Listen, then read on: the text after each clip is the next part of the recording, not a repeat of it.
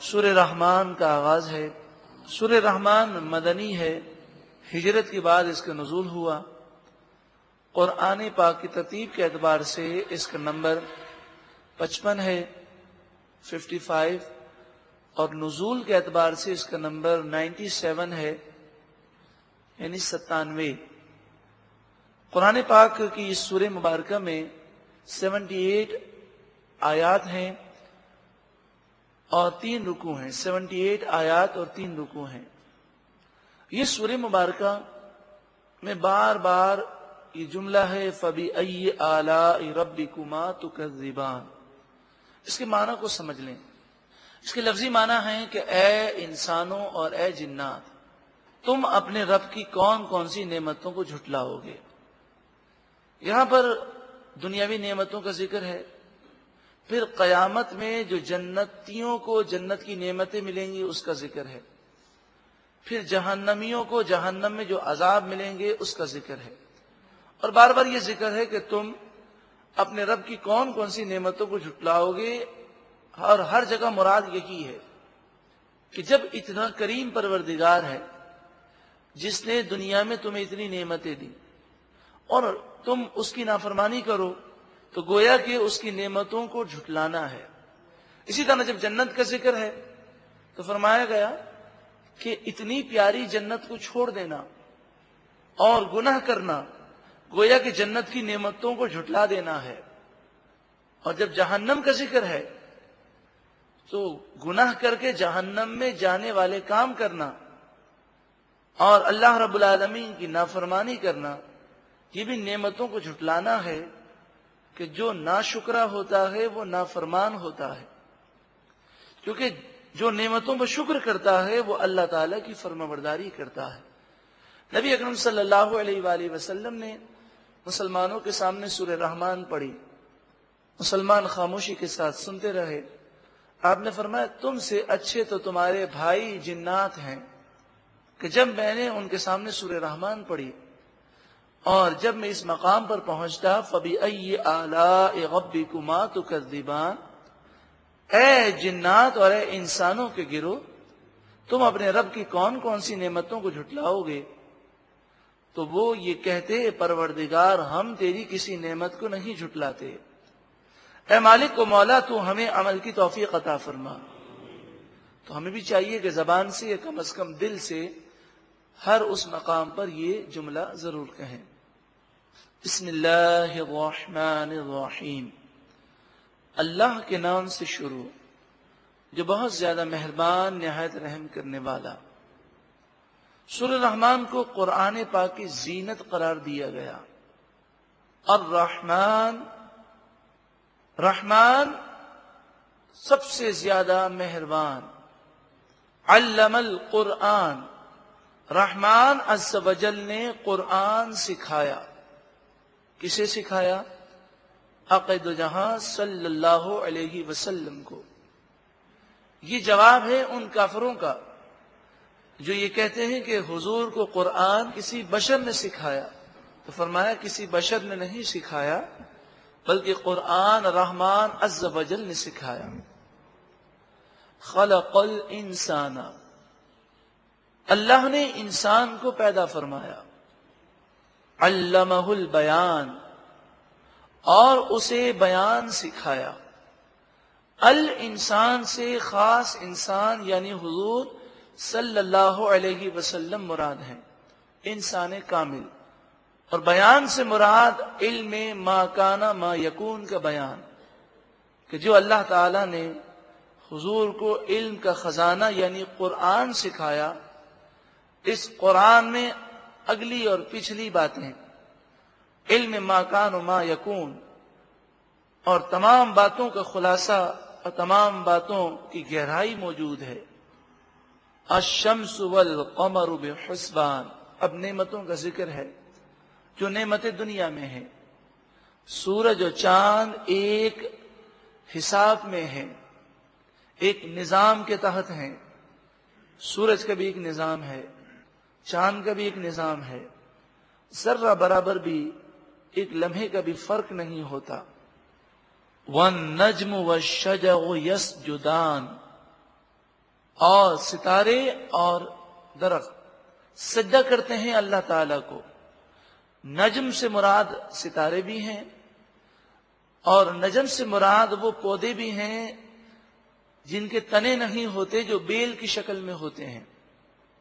تو تمام درخت، تمام بیلیں، تمام ستارے سب اللہ کی بارگاہ میں سجدہ ریز ہیں، یعنی اللہ کے فرما بردار ہیں.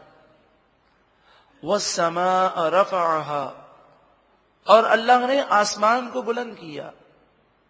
وَوَضَعَ الْمِيزَانَ، اور ترازو کو قائم فرمایا. یہ ترازو اس لیے قائم فرمایا گیا تاکہ کل بروز قیامت جو میزان عمل ہے اس کی یاد تمہیں دلاتا رہے. اور تم سوچو، آج ہم چیزوں کو تول رہے ہیں، کل بروز قیامت ہمارے نامہ اعمال کی نیکیوں کو تولا جائے گا. آپ نے دیکھا ہوگا بظاہر بعض چیزیں بہت بڑی ہوتی ہیں مگر ان کا وزن کچھ بھی نہیں ہوتا، اور بعض چیزیں چھوٹی ہوتی ہیں لیکن وہ زیادہ وزنی ہوتی ہیں. اسی طرح اخلاص للہیت اور ایمان اور عقیدہ درست ہونے کے ساتھ جو اعمال کیے جائیں وہ تھوڑے ہوں تب بھی وہ وزنی زیادہ ہوں گے کل بروز قیامت. اللہ کی بارگاہ میں اگر چھوٹی نیکی مقبول ہو جائے تو چھوٹی نیکی کو اللہ تعالیٰ پہاڑوں کی طرح بلند فرماتا ہے.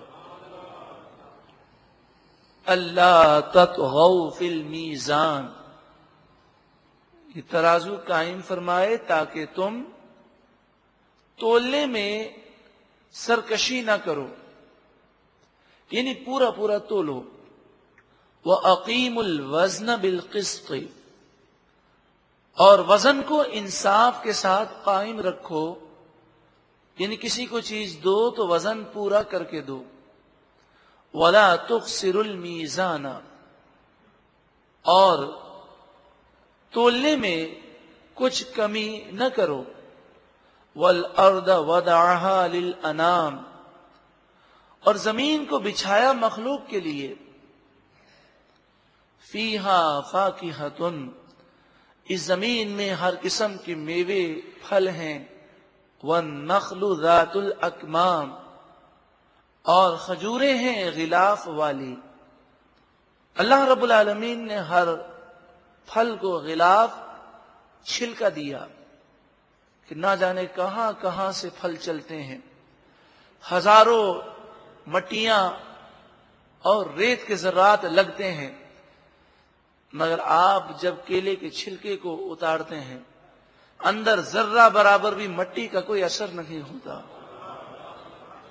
والحب ذو العصف والریحان، اور اناج بھوسے والا، کہ اناج پر جو چھلکا ہے جب ہم چھلکا اتارتے ہیں اللہ تبارک و تعالیٰ کا کرم تو دیکھیں کہ اناج ہمارے لیے ہے اور اس کا چھلکا جانوروں کے لیے ہے.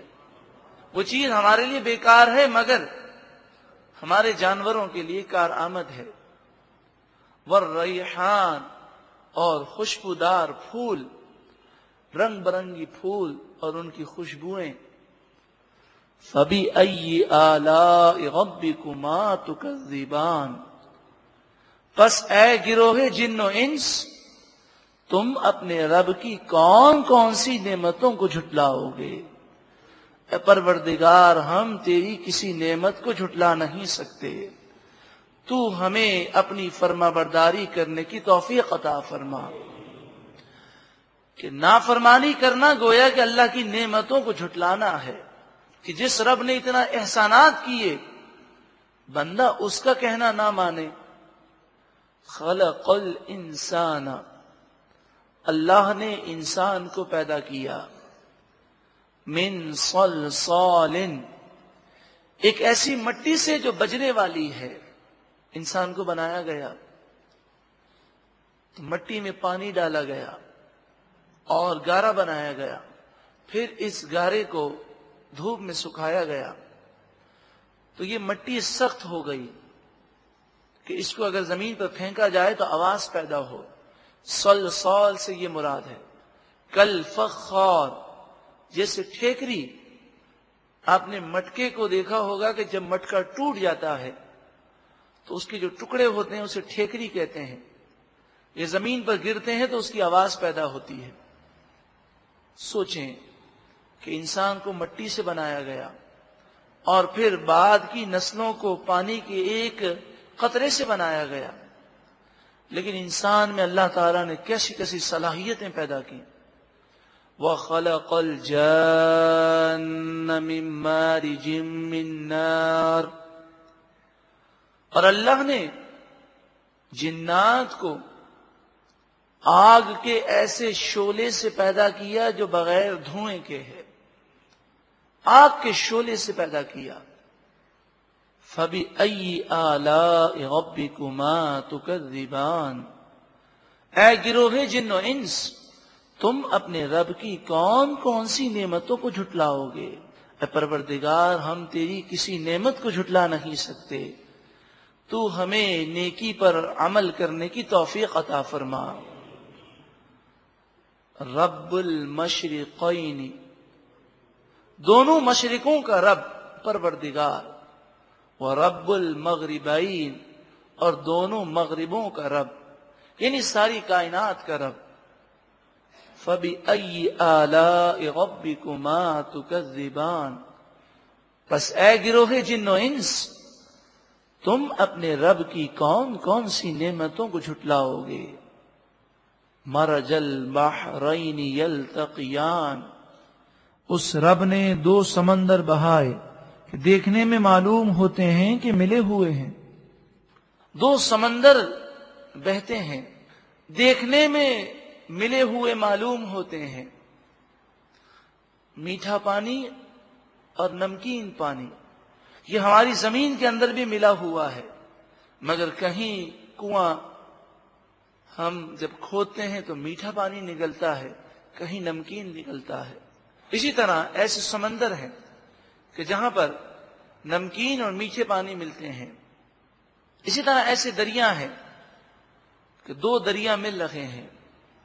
کسی نے مجھے بتایا کہ سرحد میں انہوں نے دیکھا کہ دو دریا آ کر ملتے ہیں، ایک کا پانی گدلا ہے، اس میں مٹی ملی ہوئی ہے، اور ایک کا پانی صاف ہے. تو انہوں نے کہا یہ دونوں دریا مل کر پھر دونوں جدا ہوتے ہیں. تو وہ کہتے ہیں ہم نے یہ خود منظر دیکھا ہے کہ ملنے کے بعد جب جدا ہوتے ہیں تو گدلا پانی وہ ایک طرف رہتا ہے اور صاف پانی ایک طرف رہتا ہے، دونوں مکس نہیں ہوتے. اب چاہے سائنس اس کا کوئی بھی سبب بتائے، لیکن حقیقت یہ ہے کہ اللہ تعالیٰ نے اپنے کرم سے ایسا نظام پیدا فرمایا. بینہما برزخ، ان دونوں کے درمیان ایک آڑ ہے، ایسی آڑ اور ایسا پردہ ہے جو نظر نہیں آتا. لا یبغیان، یہ میٹھے اور نمکین پانی آپس میں مل نہیں سکتے. فَبِأَيِّ آلَاءِ رَبِّكُمَا تُكَذِّبَانِ، پس اے گروہ جن و انس، تم اپنے رب کی کون کون سی نعمتوں کو جھٹلاؤ گے؟ یخرج منہما اللؤلؤ والمرجان،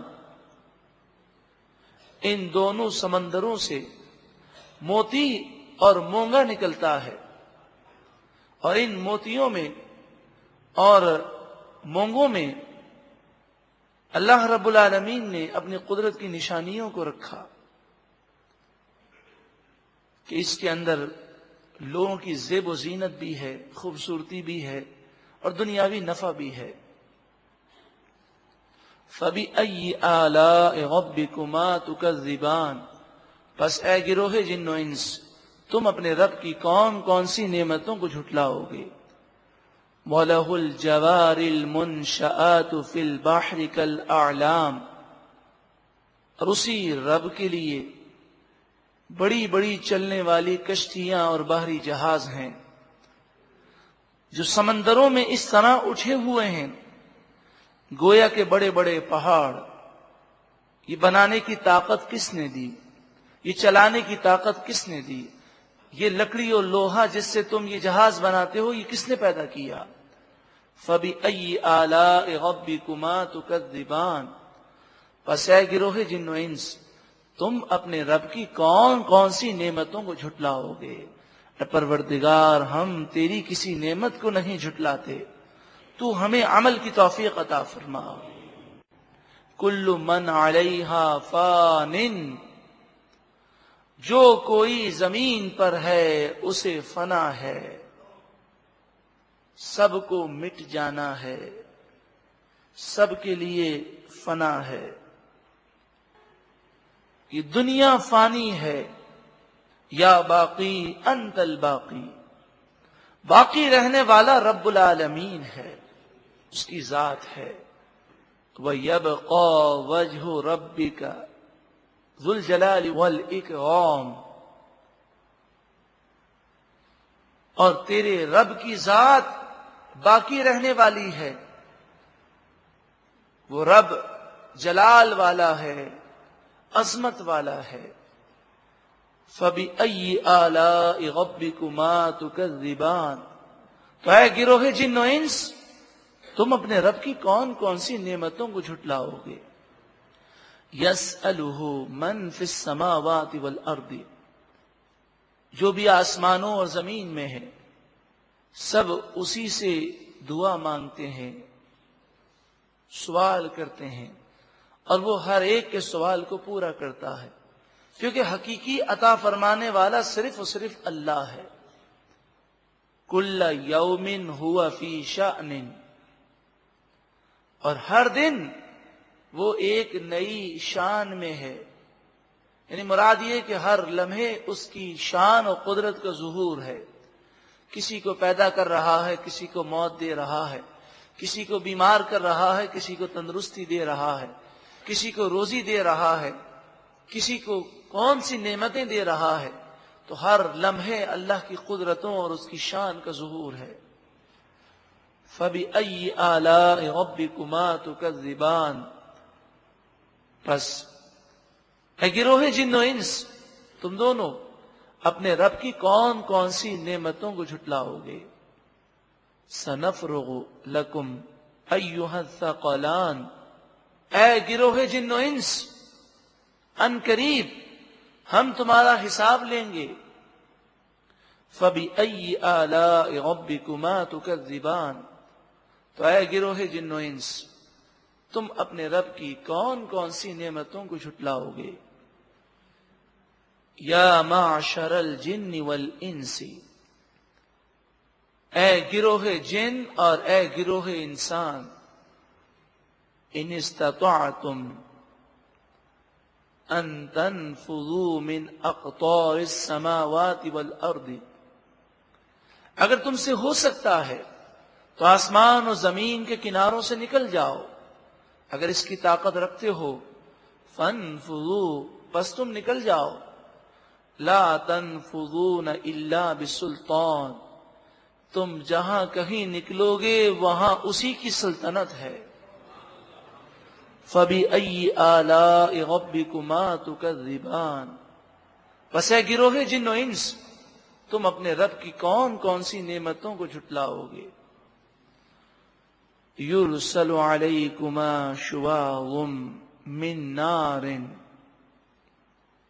جب تم کل بروز قیامت اپنی قبروں سے نکلو گے تو تم پر آگ کے شعلے چھوڑے جائیں گے، وَنُحَاسٌ،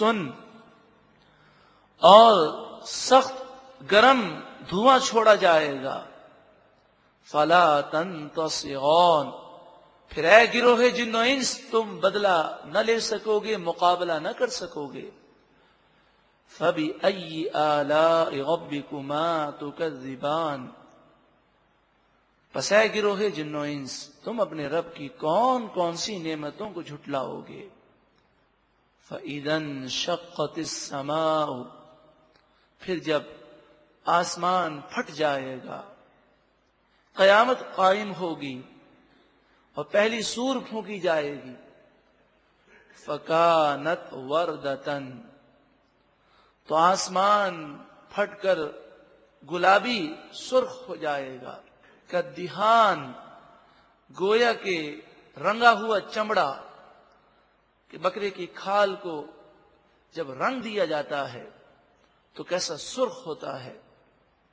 فَبِأَيِّ آلَاءِ رَبِّكُمَا تُكَذِّبَانِ.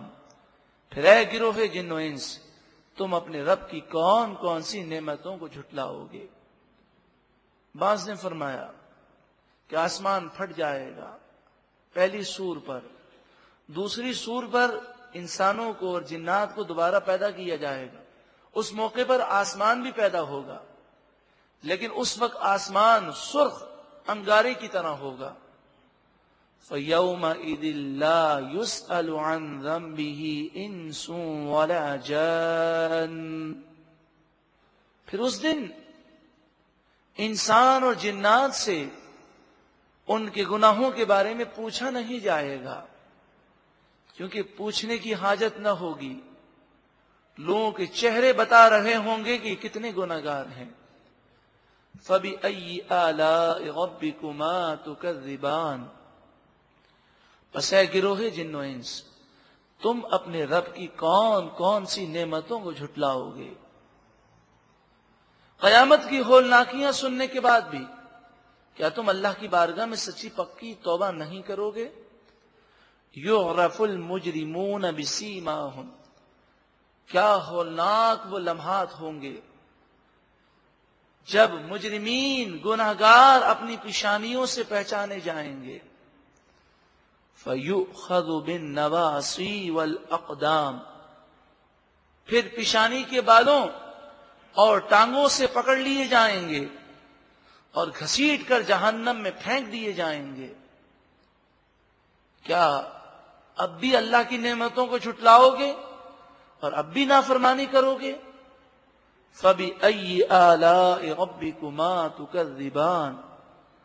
پس اے گروہ جن و انس، تم اپنے رب کی کون کون سی نعمتوں کو جھٹلاؤ گے؟ پھر کہا جائے گا هَذِهِ جَهَنَّمُ الَّتِي يُكَذِّبُ بِهَا الْمُجْرِمُونَ. یہ وہ جہنم ہے جس کو مجرم گناہگار جھٹلاتے تھے. يَطُوفُونَ بَيْنَهَا وَبَيْنَ حَمِيمٍ آنٍ. اس جہنم میں یہ بھاگتے پھریں گے عذاب کی سختیوں کی وجہ سے، بھاگنا چاہیں گے مگر بھاگ نہ سکیں گے تو جہنم کی آگ میں ہوں گے. وہ بین حمیم آن، اور سخت کھولتے ہوئے گرم پانی میں ڈبکیاں کھا رہے ہوں گے. گرم پانی ان پر ڈالا جائے گا. فَبِأَيِّ آلَاءِ رَبِّكُمَا تُكَذِّبَانِ. پس اے گروہ جن و انس، تم اپنے رب کی کون کون سی نعمتوں کو جھٹلاؤ گے. اب اگلی آیات میں ان لوگوں کا بیان ہے کہ جو اللہ کی نعمتوں کو نہیں جھٹلاتے اور وہ خیال کرتے ہیں کہ روزی دینے والا اللہ، پیدا کرنے والا اللہ، نعمتیں دینے والا اللہ. تو جب رب العالمین سب کچھ دینے والا ہے تو بندہ اللہ اور اس کے رسول کی نافرمانی کیوں کرے؟ یہ دنیا کے لوگ جن کی خاطر گناہ کیے جاتے ہیں، یہ نہ تو ہمیں زندگی دیتے ہیں، نہ یہ ہمیں شفا دے سکتے ہیں، نہ یہ مصیبت سے بچا سکتے ہیں. تو پھر ان لوگوں کی خاطر اپنے رب کو جو رحیم و کریم پروردگار ہے اسے ناراض کیوں کیا جائے؟ تو وہ اللہ کے خوف کی وجہ سے، اور اس خوف کی وجہ سے کہ ہمیں اللہ کی بارگاہ میں کھڑا ہونا ہے، وہ گناہوں سے ڈر جاتے ہیں، گناہوں سے دور ہو جاتے ہیں. گناہ کرتے وقت انہیں اللہ کا خوف آتا ہے اور صرف اللہ سے ڈر کر وہ گناہوں کو چھوڑ دیتے ہیں. ان کے مقام و مرتبے کو بتایا گیا. وَلِمَنْ خَافَ مَقَامَ رَبِّهِ جَنَّتَانِ. اور جو اپنے رب کے حضور کھڑے ہونے، قیامت کے میدان میں اپنے رب کی بارگاہ میں حاضر ہونے کے خوف کی وجہ سے وہ گناہوں سے بچ گیا، جو اپنے رب کے حضور کھڑے ہونے سے ڈر گیا، اس کے لیے 2 باغات ہیں، 2 جنتیں ہیں. حضرت عمر رضی اللہ تعالیٰ عنہ کے دور میں ایک نوجوان جس نے گناہ کا ارادہ کیا اور پھر اللہ کے خوف کے مارے اس نے چیخ ماری اور بے ہوش ہو گیا، وہ گناہ نہ کر سکا۔ پھر ہوش میں آنے کے بعد ان کے والد نے وجہ پوچھی بے ہوش ہونے کی، تو انہوں نے یہ کہا کہ میں گناہ کی طرف پہنچ گیا تھا، پھر اللہ کا خوف مجھ پر غالب آیا۔ یہ کہنا تھا کہ خوف کا ایسا غلبہ ہوا کہ ان کا انتقال ہو گیا۔ حضرت عمر رضی اللہ تعالی عنہ اس نوجوان کی قبر پر گئے، اور قبر پر جانے کے بعد آپ نے فرمایا، اے نوجوان، اللہ تعالیٰ فرماتا ہے وَلِمَنْ خَافَ مَقَامَ رَبِّهِ جَنَّتَانِ، جو اپنے رب کے حضور کھڑے ہونے سے ڈرے اس کے لیے 2 جنتیں ہیں۔ تو قبر سے اس نوجوان کی آواز آئی کہ الحمدللہ، اللہ نے مجھے 2 جنتیں عطا فرمائیں۔ فَبِأَيِّ آلَاءِ رَبِّكُمَا تُكَذِّبَانِ، پھر اے گروہ جن و انس، تم اپنے رب کی کون کون سی نعمتوں کو جھٹلاؤ گے؟ ذواتا افنان، یہ دونوں باغات بہت ساری ٹہنیوں اور ڈالیوں والے ہیں۔ وہ باغات اور وہ جنتیں جن میں درخت ایسے پائے جائیں گے جو بہت گھنے ہوں گے، اور ایک ایک ڈالی پر، ایک ایک شاخ پر کئی کئی پھلوں کے خوشے ہوں گے، گچھے ہوں گے۔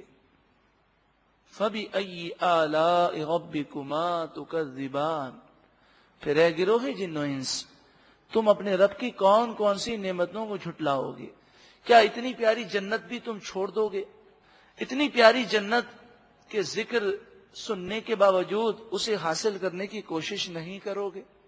فِيهِمَا عَيْنَانِ تَجْرِيَانِ، ان دونوں جنتوں میں بہنے والے چشمے ہیں، 2 چشمے ہیں۔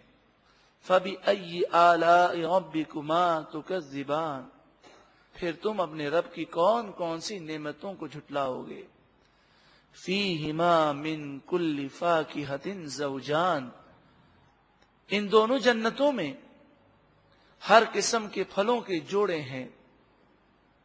مراد یہ ہے کہ جنتوں میں یوں تو بے شمار لذتیں ہیں، مگر وہ شخص جو اللہ کے خوف کی وجہ سے گناہوں سے بچ جائے، اسے خصوصی طور پر الگ الگ نعمتیں دی جائیں گی، وہ اعلیٰ جنتوں میں ہوں گے۔ فَبِأَيِّ آلَاءِ رَبِّكُمَا تُكَذِّبَانِ، پھر اے گروہ جن و انس، تم اپنے رب کی کون کون سی نعمتوں کو جھٹلاؤ گے؟ متکئین علی فرش بطائنها من استبرق، وہ آمنے سامنے تکیہ لگائے بیٹھے ہوں گے چین سکون کے ساتھ، عالی شان قالینوں، بچھونوں اور تختوں پر، ایسے بچھونوں پر بیٹھے ہوں گے جن کا استر عالی شان ریشم استبرق کا ہوگا۔ استر کسے کہتے ہیں؟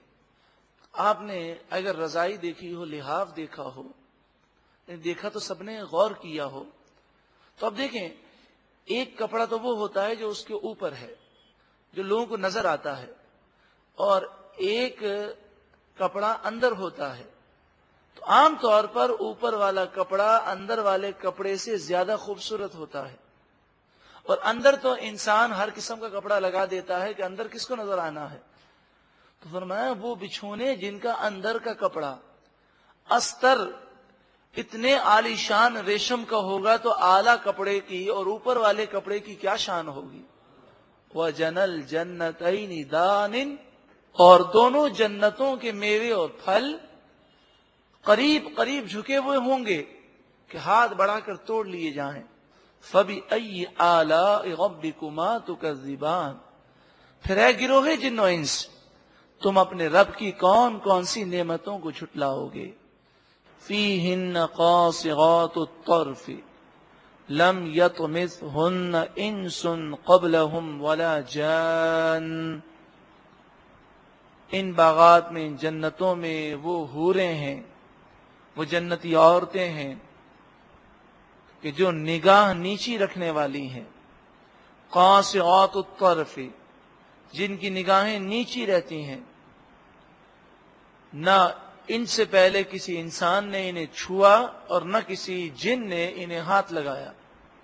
عورت کی خوبی بیان کی گئی کہ اسے نہ انسان نے چھوا نہ کسی جن نے چھوا۔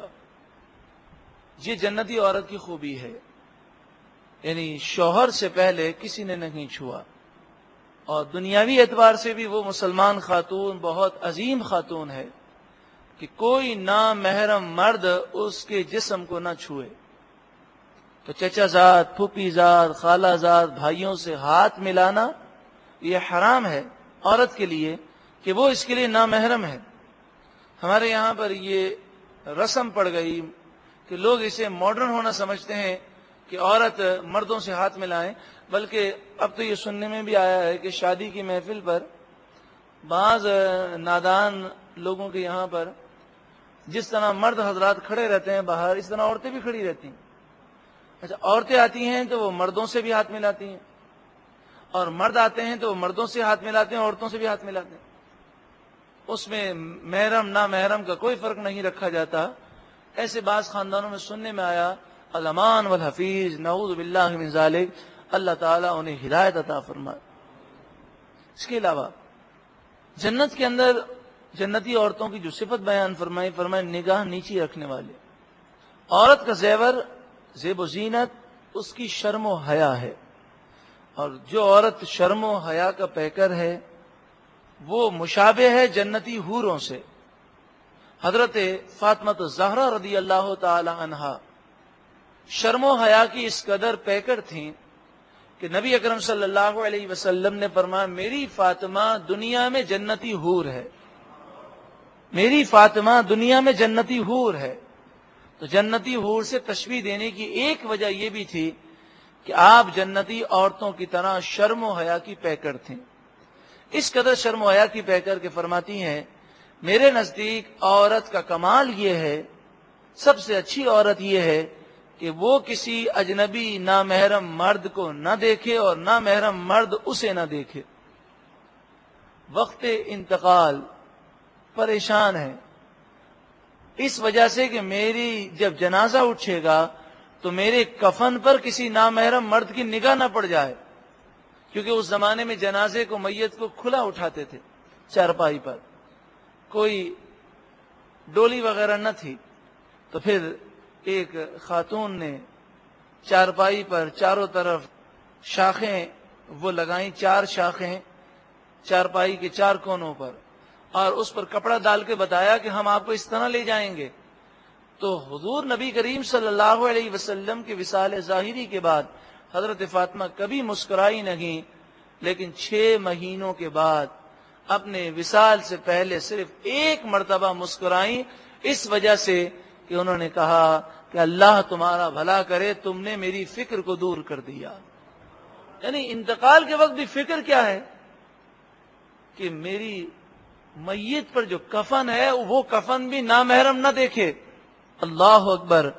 اور کنیز فاطمہ کہلائے، حضرت فاطمہ رضی اللہ تعالیٰ عنہ سے محبت کرنے والی عورت ہو، اس کے بال نظر آ رہے ہوں، نعوذ باللہ من ذالک۔ جب پردہ کرنا تو ضروری ہے، لیکن کوئی عورت اگر پردہ نہیں کرتی تو کم از کم اپنے بالوں کی نمائش تو نہ کرے، اپنے ہاتھوں کی نمائش تو نہ کرے، کم از کم وہ باریک لباس تو نہ پہنے، کم از کم چست لباس تو نہ پہنے، کم از کم وہ پینٹ شرٹ تو نہ پہنے، کم از کم وہ ہندوانہ اور یہود و نصارہ کے طرز پر لباس تو نہ پہنے، کم از کم وہ اپنے گلے کو مکمل اوپر تک بند تو رکھے، کیونکہ پردہ ہے ضروری۔ لیکن بڑی عجیب سوچ ہے کہ یا تو عورتیں پردہ کرتی ہیں اور اگر پردہ نہیں کرتی ہیں تو بالکل بے حیا بن جاتی ہیں، بال بھی کھلے ہیں، چست کپڑے ہیں، باریک کپڑے ہیں، بازو کھلے ہوئے ہیں۔ ارے نہ ہونے سے ہونا بہتر ہے، یہ تھوڑی کہ اگر آپ پردہ نہیں کرتی تو بالکل ہی بے حیا بن جائیں، نعوذ باللہ من ذالک۔ پھر اس طرح لباس پہن کر نکل کر خواتین یہ سوچیں کہ وہ کس کو دکھاتی ہیں، غیر مرد دیکھتے ہیں، تو غیر مردوں کو اس طرح اپنا جسم دکھانا کیا یہ شرم و حیا ہے، یا اسے اور کیا نام دیں گے؟ رسول اللہ صلی اللہ علیہ وسلم نے فرمایا وہ مرد جنت میں نہیں جائے گا، اس پر جنت کی خوشبو بھی حرام ہے کہ جس کی عورت بے پردگی کرتی ہو اور وہ اسے اپنی عورت کو بے پردگی سے نہ روکے، اس مرد پر جنت کی خوشبو بھی حرام ہے۔ اچھا، چہرے کا کوئی عورت پردہ نہیں کرتی تو اب اس کا یہ مطلب تھوڑی کہ مکمل وہ بے پردہ ہو جائے۔ گو کہ چہرے کا پردہ کرنا ہمارے نزدیک تحقیق کے مطابق واجب ہے، لیکن اگر وہ نہیں کرتی تو کم از کم باقی جسم کو تو چھپائے، مکمل اپنے جسم کو چھپا کے رکھے، غیر مردوں کے سامنے اس طرح آنا۔ پھر اللہ تعالیٰ سے دعا کرے، اللہ تعالیٰ کرم فرمائے گا، کبھی نہ کبھی چہرے کے پردے کی توفیق بھی نصیب ہو جائے گی۔ لیکن ہمارے یہاں عجیب ماحول ہے، آدمی نیک بنتا ہے تو مکمل بنتا ہے، اور نیک نہیں بنتا تو بالکل نہ نماز پڑھے گا، نہ وہ بالکل دین سے بالکل دور ہو جائے گا۔ یہ سوچ نہیں ہونی چاہیے۔ ہم مکمل نیک بن جائیں تو سبحان اللہ، ورنہ جو نیکی حاصل کر سکتے اسے چھوڑنا نہیں چاہیے۔ کیا پتہ یہی نیکی ایسی مقبول ہو کہ اس کے صدقے میں ہم مکمل نیک بن جائیں۔ اسی طرح غیر مردوں سے باتیں کرنا، خصوصاً خواتین کو چاہیے کہ جب وہ ٹیلی فون اٹھائیں تو اول تو کوشش ہونی چاہیے کہ گھر میں مرد حضرات فون ریسیو کریں، اور اگر خواتین کو بامر مجبوری فون ریسیو کرنا ہو تو آواز میں لچک کو ختم کریں، آواز میں بناوٹ کو ختم کریں، آواز بالکل سادی رکھیں، کیونکہ قرآن مجید فرقان حمید نے اس سے منع فرمایا کہ عورت آواز میں مٹھاس پیدا کرے اور غیر مردوں سے بات کرے۔ لیکن یہاں بڑا عجیب معاملہ ہے کہ آفسوں میں یا رشتہ داروں میں اگر مرد حضرات کو ضرورتاً کسی نامحرم عورت سے بات کرنی پڑ جائے تو وہ اتنے میٹھے بن جاتے ہیں کہ شاید اپنی بیوی سے بھی اتنی مٹھاس سے گفتگو نہ کی ہو، اور عورت جو ہے وہ غیر مرد سے اس قدر میٹھی آواز میں گفتگو کرتی ہے کہ شاید وہ اپنے بھائی سے بھی ایسی گفتگو نہ کرتی ہو۔ تو یہ شریعت کے خلاف ہے، روکھے پن سے گفتگو کی جائے وہ بھی ضرورتاً، یہ شریعت کا حکم ہے، اور یہ حکم ازواج مطہرات کو دیا گیا جو کہ پاک تھیں، ان کے دل بھی پاک تھے۔ تو جب انہیں یہ حکم ہے تو عام مسلمان عورتوں کے لیے کتنی تاکید ہے۔ اللہ تعالیٰ پردے کے احکامات سمجھنے کی توفیق عطا فرمائے۔ تو جنتی عورتوں کی تعریف بیان کی گئی، فیہن قاصرات الطرف، جنتی عورتیں نگاہیں نیچی رکھنے والی ہوں گی، لم یطمثہن انس قبلہم ولا جان، ان سے پہلے انہیں نہ کسی انسان نے ہاتھ لگایا اور نہ کسی جن نے ہاتھ لگایا۔ فَبِأَيِّ آلَاءِ رَبِّكُمَا تُكَذِّبَانِ، تو اے گروہ جن و انس، تم اپنے رب کی کون کون سی نعمتوں کو جھٹلاؤ گے۔ كَأَنَّهُنَّ الْيَاقُوتُ وَالْمَرْجَانُ، وہ جنتی حوریں، جنتی عورتیں ایسی خوبصورت ہوں گی گویا کہ وہ یاقوت اور مرجان ہیں۔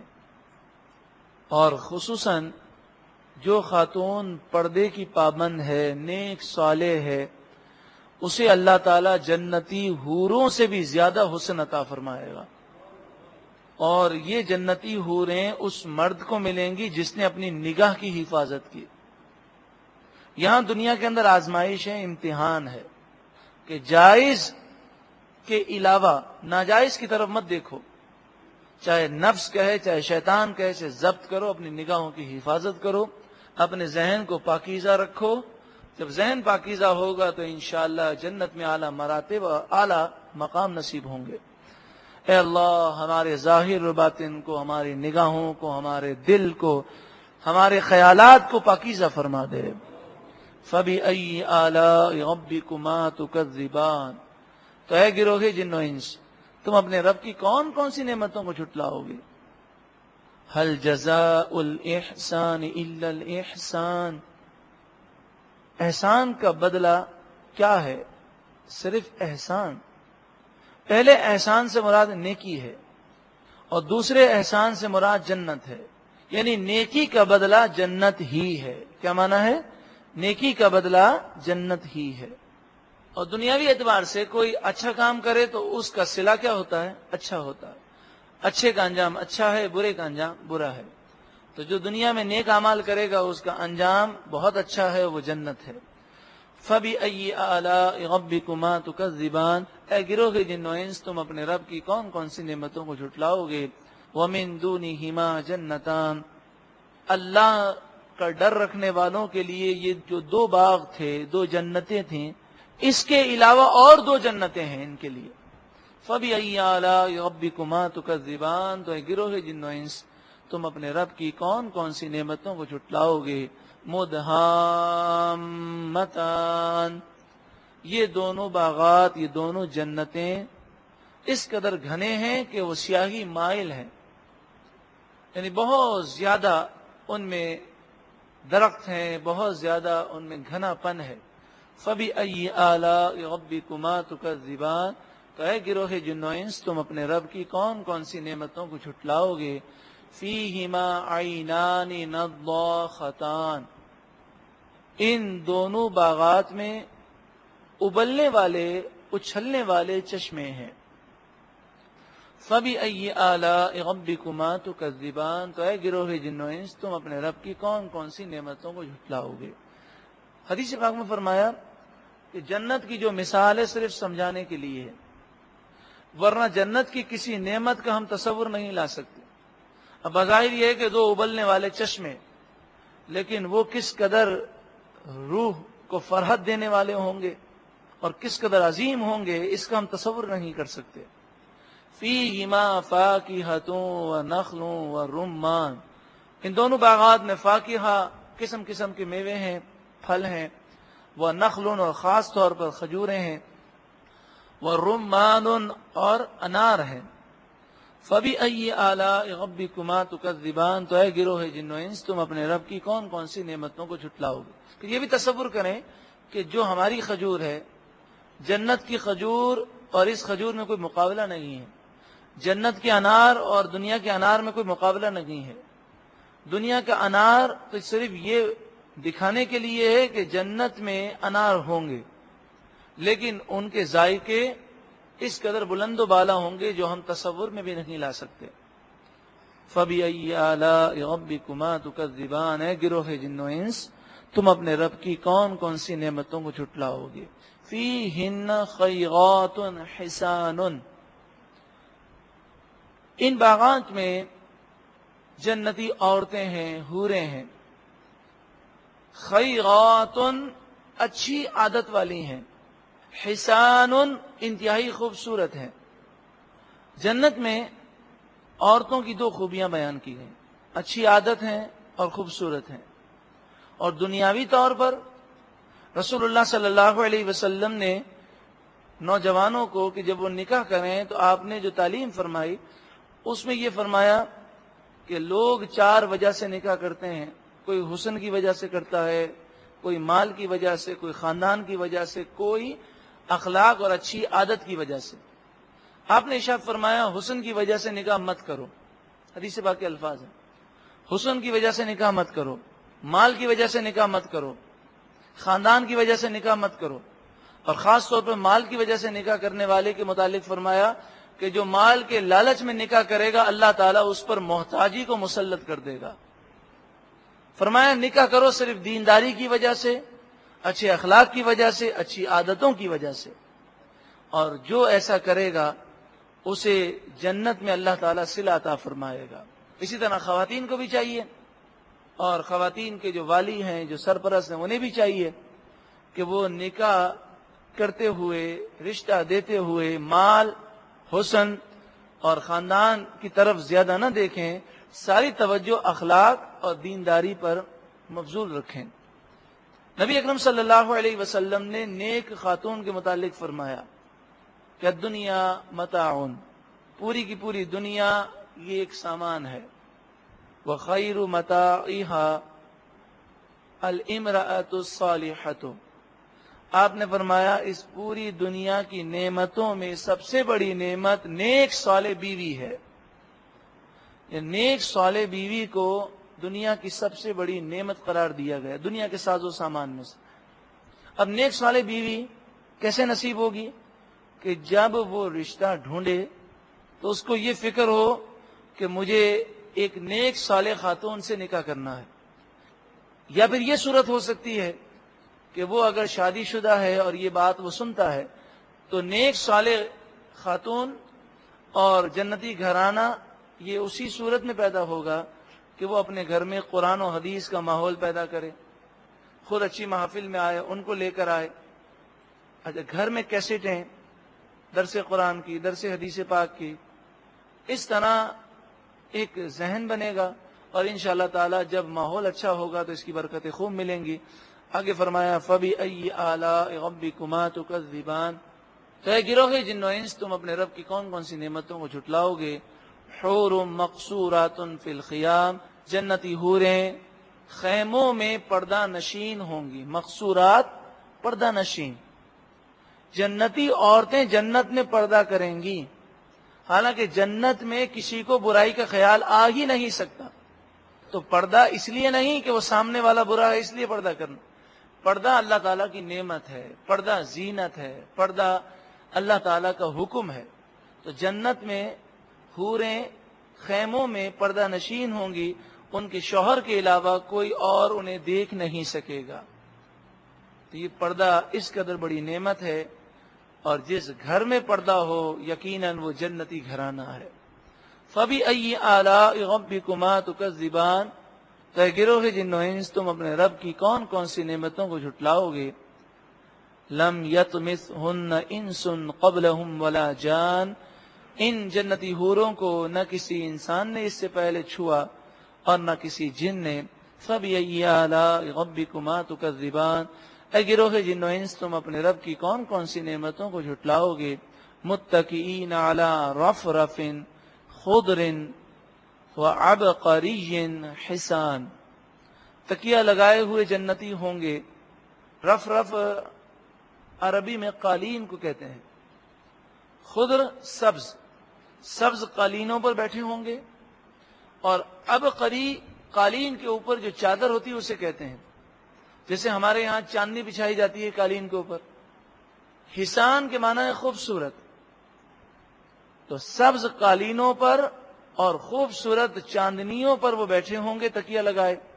فَبِأَيِّ آلَاءِ رَبِّكُمَا تُكَذِّبَانِ، اے گروہ جن و انس، تم اپنے رب کی کون کون سی نعمتوں کو جھٹلاؤ گے؟ کیا اتنی پیاری جنت کو چھوڑ کر دنیا کی ذلیل دولت کی خاطر اپنی آخرت کو برباد کرو گے؟ کہ اتنی پیاری جنت کی طرف بھی جانے کی کوشش نہیں کرو گے اور اپنی آخرت کو گناہ کر کے برباد کرو گے؟ اے اللہ، تو ہمیں گناہوں سے محفوظ فرما اور اپنے محبوب کریم صلی اللہ علیہ وسلم کے صدقے جنت عطا فرما۔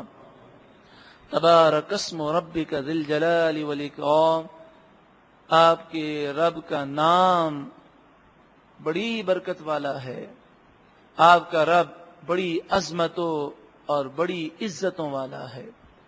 سورہ رحمان کا درس مکمل ہوا۔